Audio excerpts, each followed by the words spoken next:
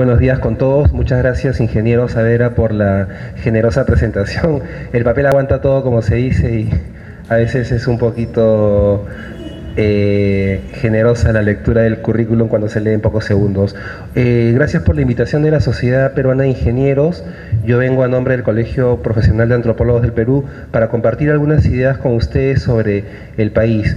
Los antropólogos somos una de las especialidades en las ciencias sociales que nos especializamos en el tema del estudio de la cultura. La cultura tiene que ver con los estilos de vida, con la idiosincrasia, con las costumbres de las poblaciones que son aprendidas en el proceso de la infancia, cuando las personas están ingresando a formar parte de un grupo social.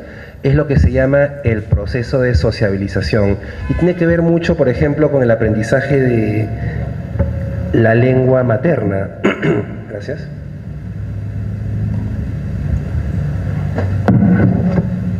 Tiene que ver mucho, por ejemplo, con el aprendizaje de la lengua materna y con otros hábitos y costumbres que son particulares al grupo humano del cual uno forma parte. ¿Y por qué es importante una carrera como la antropología en el Perú? Porque el Perú es un país que tiene una alta diversidad cultural. Esa es una de las ideas que yo les quiero transmitir en esta presentación, que será breve, serán unos 15 a 20 minutos, y también algunas claves para poder entender cómo esta diversidad cultural se relaciona con otras variables más económicas, más ambientales y más de infraestructura para ponernos a tono con la ingeniería también. Empezar quizás viendo el mapa de nuestro país. El Perú es un país grande que tiene una distribución administrativa en regiones. Cuando uno habla de Perú, normalmente la primera imagen que se nos viene a la mente es la de un país que tiene una demarcación territorial definida por las regiones o los departamentos que la componen, ¿no? Sin embargo, sobre esta primera capa de información más administrativo-política, si se quiere, en un país como Perú hay que tomar en cuenta dos variables más. Una, la del territorio o la geografía, y una segunda, la de la población que lo compone. Esta segunda capa, que tiene que ver con una primera aproximación muy general que tiene que ver con la colonia, ¿no? Con la manera como se clasificó el territorio peruano: la costa, el litoral que está junto a la playa, la sierra, el macizo andino fundamentalmente, y la selva, ¿no? Es una forma de entender que este país tiene una complejidad geográfica que después el amauta Javier Pulgar Vidal desarrolló un poco más con la tesis de los pisos ecológicos, los 8 pisos ecológicos, mucho más importante. Pero también hay otra capa importante de usos del territorio. En este gráfico, en este mapa elaborado por el Ministerio del Ambiente, podemos ver cuáles son los territorios ocupados por comunidades nativas en el Perú. Solamente comunidades nativas. Después de la reforma agraria de Velasco, se promulga una nueva ley de comunidades campesinas y nativas. Lo que antes eran comunidades indígenas a secas, desde la época de Leguía hasta la época de Velasco, se vuelven comunidades campesinas para la costa y sierra y comunidades nativas para la Amazonía. Un pie de página: si estuviésemos haciendo esta charla en el año 1968, no habría ninguna discusión sobre quiénes son indígenas en el Perú y quiénes sí lo son. Todos serían parte de las comunidades indígenas y se les aplicaría la ley de consulta previa sin ninguna discusión. Hoy en día la discusión justamente viene por el cambio de la nomenclatura. Las comunidades campesinas están en la sierra y costa, y las nativas en la selva. Y no se sabe si hay una correspondencia entre comunidades campesinas y nativas con una condición de indianidad propia de los pueblos originarios. Hay todo un debate que está en el Ministerio de Cultura hoy en día y que les interesa a los ingenieros porque tiene que ver con la manera como gestionar la relación con los pueblos originarios en función al Convenio 169 de Naciones Unidas, ¿no? Que define unos derechos colectivos particulares para las poblaciones indígenas en función a ese convenio, que lo podemos conversar después también, ¿no? Junto con este mapa de las comunidades nativas en la selva, hay otro mapa importante que tiene que ver con las comunidades campesinas. Si ustedes pueden ver, en la costa y en la sierra, todo el territorio que está coloreado en color marrón claro es el territorio ocupado por las comunidades campesinas. Es un territorio considerable. Si vemos el territorio de comunidades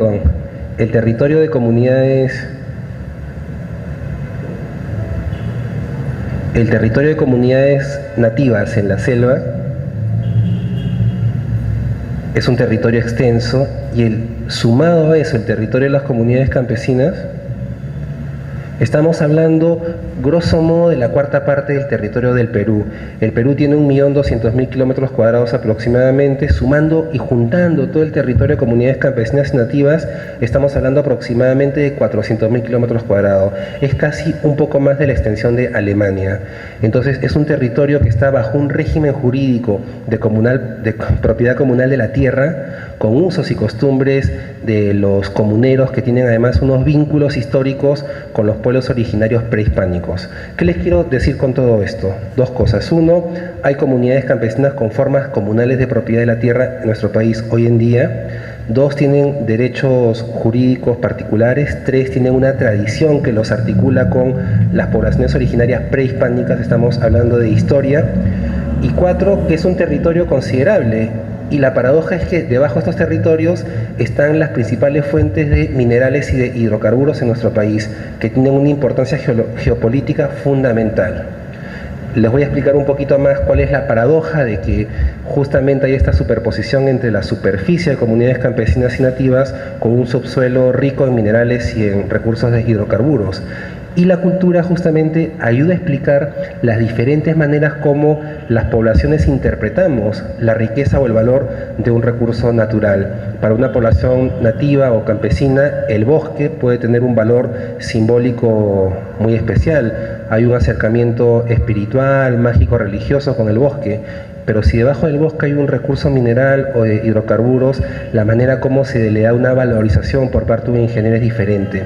Esa diferencia en las percepciones de los recursos de superficie y subsuelo suele estar en la base de la mayor parte de los conflictos socioambientales que estamos viviendo hoy en día en nuestro país, y son uno de los principales desafíos para poder mejorar cualquier plan de desarrollo que queramos elaborar desde las ciencias sociales y las ingenierías en general. Justamente en este mapa explicamos un poco mejor cuál es la distribución de las poblaciones originarias en el país. Este mapa está hecho en función a los datos del censo del 2007. Éramos 27.412.000 peruanos, de los cuales la población indígena tiene que ver con 4.137.000, el 15% de la población más o menos, ¿no?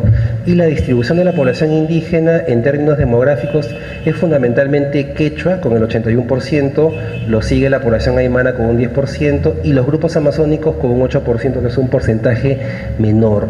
Pero lo curioso es que las poblaciones que tienen un porcentaje menor en términos demográficos tienen una extensión geográfica considerable. Los grupos amazónicos ocupan la tercera parte del país casi en usos del territorio, y son zonas en donde hay concesiones para hacer exploraciones en diferentes recursos naturales, ¿no? Luego están los grupos quechuas, distribuidos en buena parte de la cordillera de los Andes también, superpuestos a lugares de concesiones mineras, y del mismo modo los grupos aymaras, ¿no? Entonces, esta tercera capa de información sociocultural sobre la capa de información geográfica y sobre la capa de información administrativa ya nos permite entender un poco más, un poco mejor, cuáles son las características de este país, que es complejo, ¿no? Y es importante porque desde la parte más técnica de la ingeniería, cuando uno elabora cualquier proyecto de inversión, tiene que considerar que el Perú no es solamente un territorio con una realidad física o administrativa, sino es un país, es un territorio con una realidad sociocultural concreta que tiene que ver con la existencia de poblaciones que son directamente descendientes de los pobladores originarios de este territorio y que tienen una cultura y una forma de organización diferente, que si no comprendemos bien nos va a dificultar la viabilidad, la sostenibilidad de cualquier proyecto, y tarde o temprano va a derivar en la generación de algún conflicto socioambiental como los que hemos venido viendo en los últimos años. Y una cuarta capa de información tiene que ver, además de la distribución política, de la geográfica, de la sociocultural, con la económica.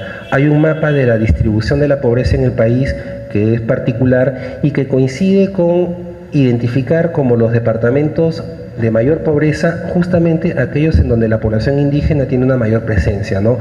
No es casualidad que las regiones donde la población indígena es mucho más acentuada sean las regiones con mayores índices de pobreza, con menores índices de desarrollo humano. Hay una correlación que hay que tratar de entender para poder justo avanzar en este camino de promover el desarrollo.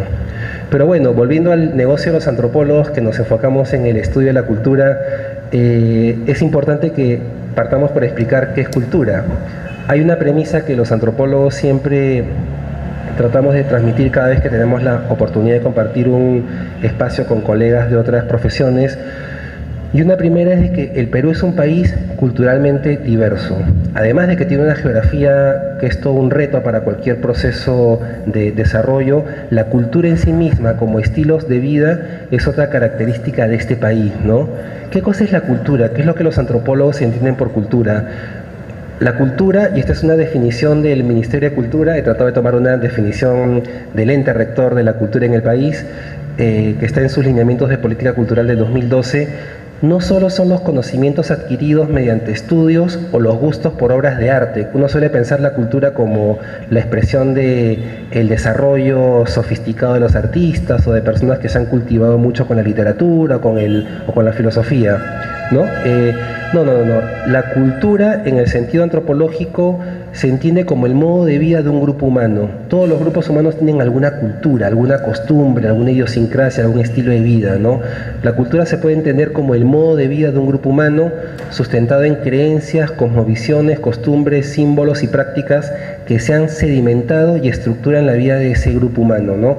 Hay un grupo humano que tiene una percepción, una creencia histórica, colectiva, de que el bosque tiene un espíritu, tiene una propiedad particular, y esa idea, esa percepción, ese paradigma, no lo cambia nadie, porque es algo que se ha ido desarrollando por generaciones y es parte de un conocimiento, una creencia que está sedimentada en el inconsciente colectivo de un grupo humano. Es distinta la percepción de un técnico que va y que ve en donde la población local encuentra un bosque con hadas, con duendes, con deidades mágicos. Un ingeniero va y ve solamente árboles, madera y piedra, ¿no? Son dos formas diferentes de ver, cada una responde a un estilo de vida particular, y los antropólogos sabemos que las personas se mueven en función a los esquemas mentales que tienen. Desde esos esquemas perciben la realidad y desde esos esquemas actúan sobre ellas, ¿no? Entonces es todo un tema que hay que tomar en consideración para la gestión social, ¿no? El Perú es un país multicultural. En el territorio peruano conviven personas que procedemos de diferentes grupos culturales. En términos concretos, ¿qué significa esto? Que hay diferentes formas de ver una misma cosa. Un territorio, un recurso, se percibe, se enfoca de maneras distintas según el grupo cultural del cual la persona procede, ¿no? Y esto no es necesariamente bueno ni malo, simplemente es parte de una realidad compleja que hay que poder entender para poder gestionar sobre ella. No es que unos tengan la razón y otros no, es parte de la dinámica social. Hay que entender que hay un pensamiento más técnico, hay un pensamiento más mágico-religioso, hay un pensamiento que es producto de la tradición, de la costumbre, y esos pensamientos, esas maneras de ver, esos paradigmas, esos no los cambias con un taller, con una mesa de diálogo, con una dinámica. Es parte de un proceso que puede tomar hasta años de gestión para poderlo gestionar de manera mucho más adecuada, ¿no? Y que bueno, podría ser ya motivo de otra charla para no desviarme. Sin embargo, la historia del Perú muestra que la convivencia entre los diferentes grupos humanos ha sido siempre desigual, ¿no? Esto es lo que los historiadores, sociólogos, antropólogos llaman la herencia colonial. La discriminación y exclusión a los pueblos indígenas y afroperuanos han sido una de las maneras en que cómo se han expresado las estructuras de desigualdad persistentes que hay en nuestro país todavía, ¿no?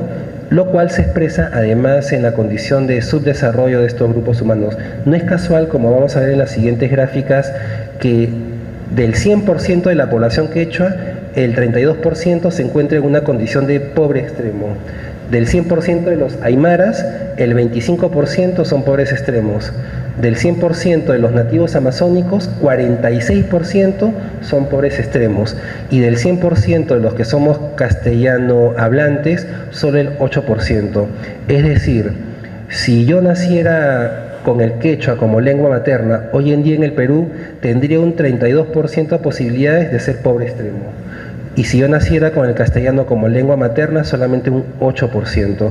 Eso me parece que expresa de manera muy sencilla cuáles son las estructuras de desigualdad de nuestro país, que hay que entenderlo también como parte de la dinámica de la diversidad cultural en la cual nos encontramos, ¿no? El Ministerio de Inclusión Social, el MIDIS, ha elaborado una categoría que se llama la de población en proceso de inclusión, para poder tratar de entender la dinámica de estas nuevas poblaciones, y ha definido 4 variables para comprender esta nueva categoría. Uno es el ámbito de residencia rural. La población que reside en el campo, en las zonas agropecuarias de los Andes y de la Amazonía fundamentalmente, son personas que tienen una alta posibilidad de estar dentro de la población en proceso de inclusión. Es un neologismo para no hablar de población excluida, ¿no? En proceso de inclusión quiere decir que no están incluidos, y si no están incluidos, están excluidos. Pero como la política y los tecnócratas somos muy hábiles para, de alguna forma, dorar la píldora, hemos puesto población en proceso de exclusión, lo que hace 20 años se hubiera llamado tranquilamente población marginal o población excluida. Estamos hablando de lo mismo finalmente, ¿no? Son personas que viven en ámbitos rurales, que tienen como lengua materna el quechua, el aymara o alguna lengua nativa amazónica, ya hemos visto los gráficos anteriores. El nivel de educación de la madre es primaria incompleta o son analfabetos, son personas ágrafas y están en un nivel socioeconómico de pobreza, ¿no? La combinación de estas 4 variables para el MIDIS explica una ubicación dentro de lo que es población en proceso de inclusión. Estamos hablando de una población que tiene que ver aproximadamente con el 15% del conjunto de los peruanos. Acá sí ya tomo una cifra del año 2013, 32 millones, y hay que tomar en cuenta que este 15% es fundamentalmente parte de este 24% de población rural. ¿A dónde quiero ir con esto? Nos referimos a la población rural indígena del país, la cual, según el MIDIS, es población que está excluida.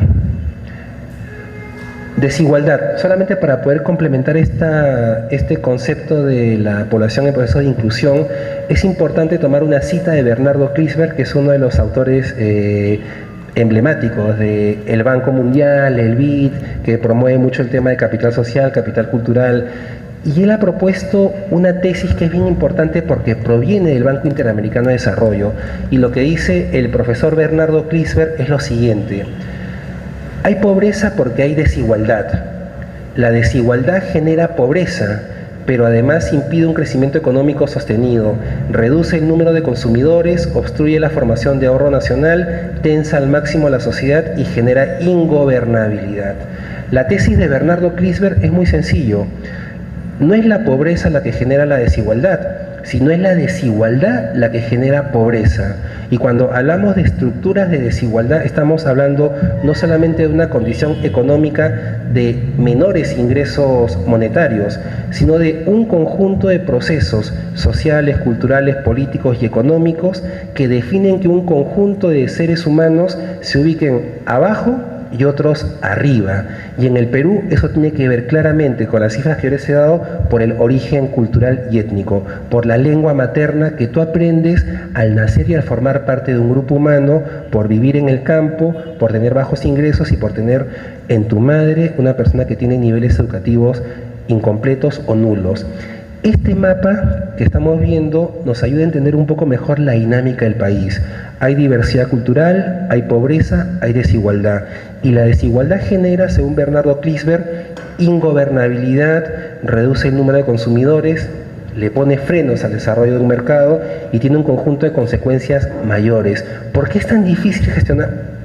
¿Por qué es tan difícil gestionar un conflicto social en Perú? Es mucho más difícil que hacerlo en otros países. En otros países es relativamente más sencillo porque uno puede definir un proceso, una mesa de diálogo, puede llegar a acuerdos con actores y definir una hoja de ruta que te da un lineamiento, un parámetro. En Perú es muy complicado. Uno primero tiene que identificar si los actores con los que tú tienes una interlocución son representativos del grupo que está en conflicto. Segundo, si los acuerdos a los que tú llegas se van a ir cumpliendo. Y tercero, si ese conflicto que tú has tratado de conducir no va a generar luego en uno mayor.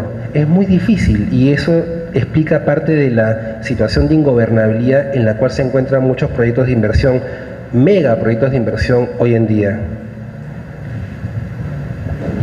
Y yo particularmente comparto la hipótesis de que las estructuras de desigualdad generan ingobernabilidad porque es muy difícil hacer la gestión de conflictos en escenarios de desigualdad vertical, ¿no? Es mucho más sencillo hacerlos en escenarios de mayor horizontalidad. Y justamente la desigualdad, para tratar de ir resumiendo y ya finalizando esta presentación, tiene que ver con una característica geográfica rural fundamentalmente, ¿no? La población que está en el campo es población pobre, excluida, ¿no? Culturalmente indígena, económicamente con pocos ingresos, socialmente la población más vulnerable a la discriminación en general, no solamente a la discriminación social, sino a la discriminación del Estado peruano, que es lo que voy a poner para cerrar la presentación, ¿no? Y es la población que está institucionalmente más alejada del Estado. Siempre se habla de que hay ausencia del Estado, que no hay Estado, y eso tiene que ver con una de las tesis centrales para poder explicar por qué funciona así la sociedad peruana, ¿no? ¿Por qué ocurre esto? A casi 200 años de la independencia peruana, aún no somos una república de ciudadanos donde todos tengamos los mismos deberes y derechos. Aquí hay ciudadanos de primera, de segunda, de tercera y hasta de cuarta, si se quiere, ¿no? La presencia del Estado peruano es desigual en el territorio peruano. El territorio peruano es un territorio amplio, es grande, es el país número 16 en todo el mundo y es una geografía compleja. Además, el Estado peruano no tiene una presencia completa en todo el territorio, ¿no? El Estado peruano, para resumirlo, se encuentra concentrado en las ciudades de la costa y en las capitales de las principales regiones del país. Y conforme uno va pasando a la capital de provincia, a la capital de distrito, la presencia del Estado es cada vez más tenue, mucho menor, ¿no? Y si uno pasa de la capital de distrito rural a las comunidades y a los anexos, el Estado prácticamente no existe. He tenido la oportunidad de viajar mucho estos últimos años a la Amazonía y a los Andes. Y es paradójico porque uno asiste a muchas reuniones en las cuales se habla de globalización, sociedad de información, de procesos de integración regional, local, del mundo red y de todo ese proceso del internet y las redes sociales, que tiene que ver con la inclusión de una capa de personas, de unos sectores de la sociedad peruana, ¿no? Pero uno sale de las capitales del distrito rurales en el país. Perú tiene 1860 distritos, de los cuales casi la mitad son rurales, ¿no? Uno sale de la capital de un distrito rural para ir a una comunidad campesina y de la comunidad a los anexos, y ahí se acabó el Estado peruano, ¿no? Ahí se acabó la carretera, se acabó el internet, se acabó el celular, se acabó la posta médica, se acabó la escuela, y uno se encuentra con otro país en las comunidades y en los anexos de las comunidades, en donde es normal que te hablen quechua, una lengua amazónica originaria, aymara, y ahí ya es otra la relación. Ya el Estado desapareció. A veces me ha tocado ir como funcionario del Ministerio del Ambiente, de la OEFA, yo a veces me pongo a pensar, acá la única persona que representa el Estado es el funcionario que va para hacer una gestión muy completa, ¿no? Y suele pasar que a uno lo confunden o a uno le hacen el requerimiento de todos los pendientes que hay, ¿no? Poste de salud, educación, infraestructura, etcétera, ¿no? Para ir cerrando esta presentación, les dejo un concepto que es bien importante, el Índice de Desarrollo del Estado, el IDE, ¿no? Que es un índice que se ha desarrollado por el PNUD, el Programa de Naciones Unidas para el Desarrollo, que es bien importante porque trata de explicar cuál es la presencia real del Estado en el territorio. Y lo que encontramos acá, bueno, estas es las variables con las que se calcula el índice de desarrollo del Estado. La presentación se las dejo y se las pasa el ingeniero Saavedra luego. Y lo que podemos ver es que los departamentos de la costa central sur son los que tienen mayor presencia del Estado, y los departamentos de la sierra y la Amazonía son los que tienen una presencia mucho menor del Estado, que lo vamos a ver en este gráfico. Los departamentos en color verde son donde hay un índice de densidad del Estado importante, y los demás, especialmente los de color rojo oscuro, ya casi color guinda, son en donde la presencia del Estado es casi nula, ¿no? Fíjense ustedes, Huancavelica, Huánuco, Cajamarca, Loreto. Y les suelto solamente una última idea. Huancavelica, departamento minero. Cajamarca, departamento minero. Loreto, un departamento con muchos proyectos de inversión y de exploración en hidrocarburos. Es una paradoja que las regiones donde hay mayor población indígena y donde hay mayores recursos naturales sean los departamentos donde el Estado tiene una menor presencia, y como vamos a ver en la siguiente lámina, son los lugares en donde hay el índice de desarrollo humano más bajo en el Perú. Entonces, la gestión de un conflicto socioambiental en Cajamarca, en Huancavelica o en Loreto no es solamente la gestión de un conflicto particular por los posibles impactos ambientales de un proyecto de inversión, es la gestión de un conflicto que trae como contrabando demandas de la población local por presencia del Estado, por desarrollo, por satisfacer todas las demandas pendientes en infraestructura, en mejora de calidad de vida, que usualmente no se suele ver en las noticias, porque en las noticias se habla de agitadores de izquierda, conspiradores, de desestabilizadores al modelo de crecimiento económico, que es una manera un poco limitada de entender la complejidad de un proceso. En realidad, detrás de las demandas de conflictos sociales, que pueden estar equivocadas en la manera como se canaliza, hay una demanda por presencia del Estado, por desarrollo, por mejora de la calidad de vida. Yo he podido conversar con muchas personas en estos lugares y nadie quiere que sus hijos estén condenados a vivir en la reproducción de la pobreza, de la desigualdad, de la discriminación. Por el contrario, son padres y madres con el justo y legítimo derecho de querer que sus hijos crezcan y progresen más que ellos. Y eso es lo que está en el fondo de los conflictos, y eso es lo que no se suele comprender. Cuando se criminaliza la acción de protesta, estamos en un pantano que nos mueve en una situación muy compleja. Y una última idea, ingeniero Saavedra, por favor, combinando Estado y mercado, podemos tener un mapa de lo que yo llamo 4 Perús. Un Perú integrado, que es el Perú que vive de los beneficios del crecimiento económico, de las políticas económicas, en Lima, en la costa y las capitales de provincias, de regiones fundamentalmente. Un Perú informal, donde el Estado no llega o llega mal, que es un Perú, es el Perú del capitalismo salvaje, ¿no? Es el Perú de la economía de la coca, de la madera informal, de la minería informal, que arrasa con institucionalidad, medio ambiente, que corrompe a la sociedad, ¿no? Que tiene una geografía muy extensa entre los Andes y es el Brain fundamentalmente, ¿no? Otro Perú en proceso de inclusión, fundamentalmente las capitales distritales, las capitales de distritos rurales del país. Y hay otro Perú donde no hay Estado ni mercado, es el Perú de las comunidades campesinas, de los anexos alejados en las periferias de los distritos rurales, a donde no llega el Estado ni el mercado. Y con esta última imagen ya me despido y le agradezco al ingeniero Saavedra por la invitación y a ustedes por permitirme compartir esta presentación.